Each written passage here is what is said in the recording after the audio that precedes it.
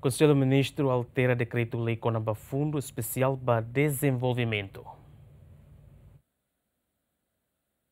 Lihusi a reunião com o Conselho Ministro, segunda né, governo aprova projeto de decreto-lei para alteração da RUL, o decreto-lei número IDA para Rua Sanulo Reção Lima, Loron Sanulo Recenhat, Fulan Janeiro, com o Fundo Especial para Desenvolvimento. Diploma né apresenta o primeiro-ministro Kaira Lassana Guzmão, presidente Autoridade Região Administrativa Especial Ecuciambeno, Rosero Lobato, no coordenador Comissão Executiva para Estabelecimento Zona Desenvolvimento Econômico Especial Ecuciambeno, Zedoa, João Gonçalves. Objetivo do diploma IDNEMAC adapta Fundo Especial Desenvolvimento Reuanian de disposição Fundo Lei Número Nacional para Rio Rural de Sintolo e a Loron Tolo no Fula Novembro, lá com Zona Especial Economia Social Mercado Ecuciambeno, no Atauro, prevê criação Zona Econômica Especial Unida, define fila fala e atribuição objetivo será Fundo NIN, nebe tutela Mos Hussi, Primeiro-Ministro. Diploma né prevê implementação regime transitório e de Fundo Especial Desenvolvimento NIN, onde fornece bania instrumentos estão no capacidade operacional de permitir a projetos prioritários para desenvolvimento,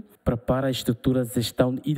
eficiente no financia projeto estratégico tinambara o caráter social no econômico. Medida será objetiva a garante a resposta para a estratégia de desenvolvimento para Ecuciambeno Roto e a tempo médio no tempo naro, o benefício real liu para a população Ecuci no Timor-Leste em geral. Além de o Conselho de Ministros aprova a proposta inicial Cira Timor-Leste deve apresentar o vice-ministra para Assunto ASEAN, Milena Maria da Costa Ranzel, com a adesão para acordo quadro ASEAN no serviço balo em âmbito processo de negociação de adesão Timor-Leste